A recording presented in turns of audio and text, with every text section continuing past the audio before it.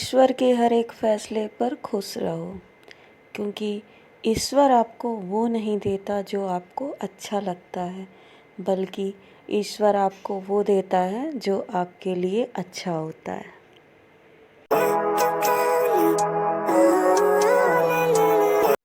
Good morning friends, कैसे हैं आप सब। तो मैं नहा के आ चुकी हूँ और अब थोड़ा सा वही रेगुलर मेकअप करना है। इसके बाद मैं करूँगी पूजा और फिर लग जाऊँगी किचन में। तो जल्दी से रेडी हो जाते हैं और इसके बाद का काम देखते हैं। आज के सबसे इम्पॉर्टेंट टास्क में है किचन की डीप क्लीनिंग करना है आज। तो ये मैं काफ़ी दिन से सोच रही थी, तो फाइनली आज कर लूँगी।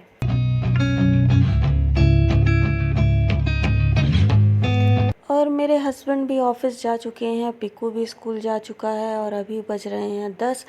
तो मैं पहले अपना नाश्ता करूंगी और नाश्ता करने के बाद बर्तन वगैरह समेट के फिर मैं करूंगी किचन की डीप क्लीनिंग।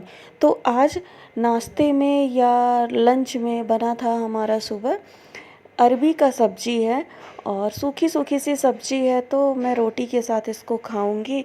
और अभी बज रहे हैं 10 और अब नाश्ता करने के बाद मैंने कुछ कपड़े हैंड वॉश करने थे, तो मैं इसको बाथरूम में ही भिगा दूंगी और ये 1-2 घंटे में थोड़े अच्छे से भीग जाएंगे, तो ये आराम से हैंड वॉश हो जाएंगे। कुछ हल्के कपड़े, नए शर्ट्स हैं इनके, तो ये सब मैं हैंड वॉश ही कर लेती हूँ। इनको मशीन में डालने से इनका कलर भी फेड हो जाता है और कपड़े थोड़े वीक हो जाते हैं। तो जब तक कपड़े ज़्यादा नए रहते हैं तब तक मैं हैंड वॉश ही करती हूँ।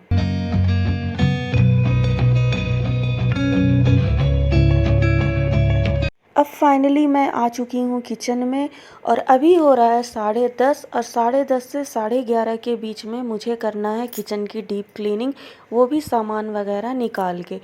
तो सामान मैं सारा नहीं निकालूंगी, जो जिस एरिया का सामान ज़्यादा गंदा है मैं वही निकालूंगी, क्योंकि जिधर मैं डब्बे वगैरह रखती हूँ वो रेगुलर साफ़ करती रहती हूँ मैं। तो मैजिक ट्रिक यही है।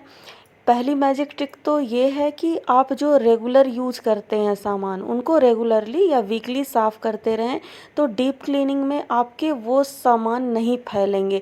जैसे आपके सामान के डब्बे हो गए, ग्रॉसरी के डब्बे हो गए, तो ये सब आप रेगुलर यूज करते हैं, तो इनका जो स्पेस है वो आप रेगुलर साफ़ करते रहें या वीक में एक बार उस पर डस्टिंग कर दें। तो जब डीप क्लीनिंग होगी तो वो क्लैटर्ड फॉर्म में नहीं रहेगा। अब मैं कर रही हूँ ये चिमनी के साइड की सफाई।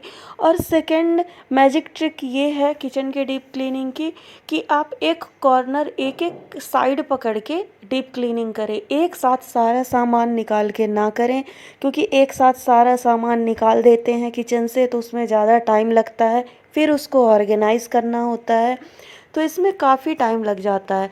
और अगर बीच में कोई आपको और काम आ गया, कहीं निकलना पड़ गया या दूसरा काम आ गया, तो फिर वो हो नहीं पाता है और वो 2 से 3 घंटे के लिए सामान फैला रह जाता है।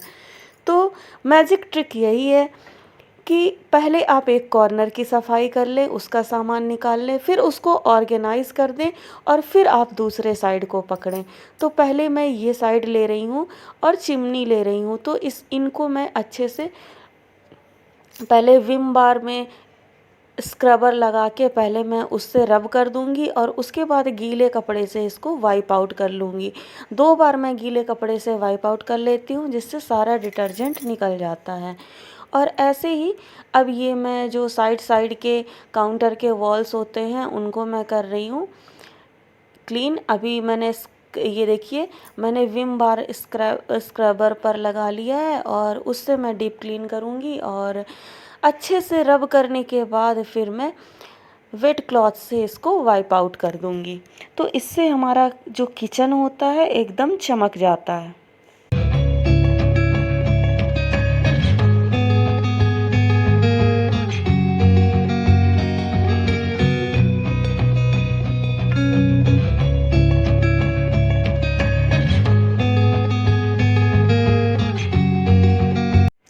अब इस साइड की क्लीनिंग हो चुकी है, तो यहाँ पे मैं सामान ऑर्गेनाइज़ कर दूँगी और अब मैं पकड़ूँगी दूसरा साइड और ऐसे ही कर के थोड़ा थोड़ा साइड ले करके मैं किचन की पूरी क्लीनिंग कर दूँगी। अगर इस बीच में मुझे दूसरा काम भी आ जाता है तो मुझे ज़्यादा कुछ समेटना नहीं पड़ेगा, बस थोड़ी सी चीज़ें समेट के मैं दूसरे काम में इन्वॉल्व हो सकती हूँ। तो इससे क्या होता है, आपके सामान का फैलाव कम होता है, आपका टाइम कम लगता है और आप आसानी से बिना बर्डन के किचन की डीप क्लीनिंग कर लेते हैं।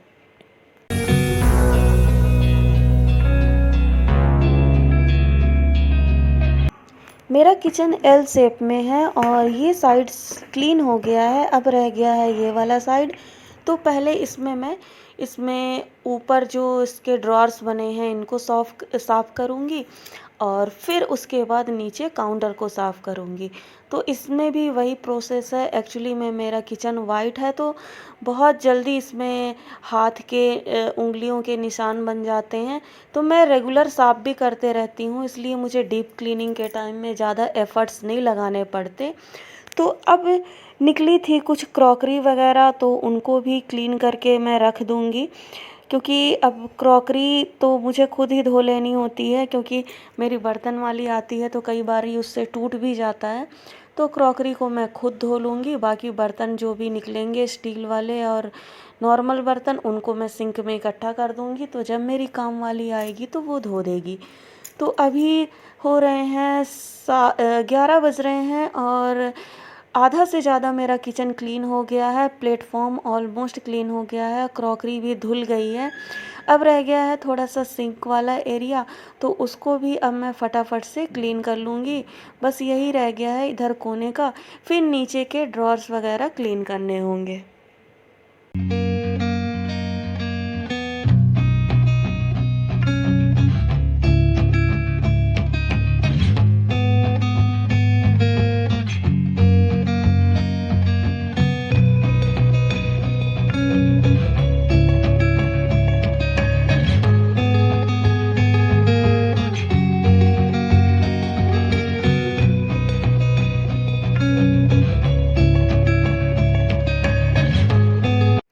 अब मैं आ गई हूँ नीचे के साइड में।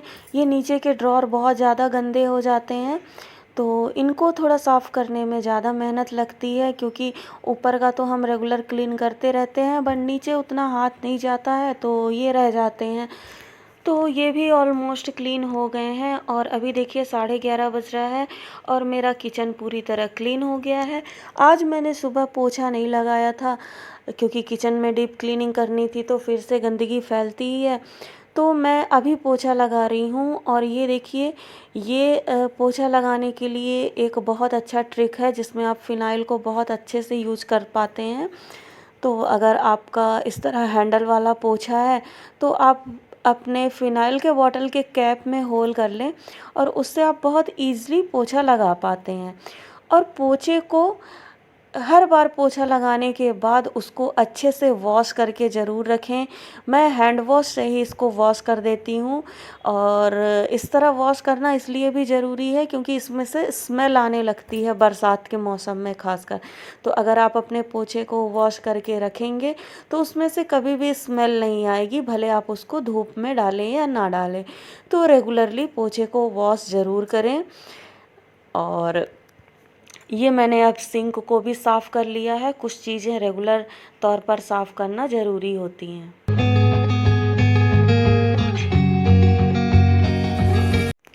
अब हो गया है दोपहर का टाइम, पीकू स्कूल से आ चुका है और आज उसकी डिमांड थी पुलाव खाने की, तो मैं बना रही हूँ उसके लिए पुलाव।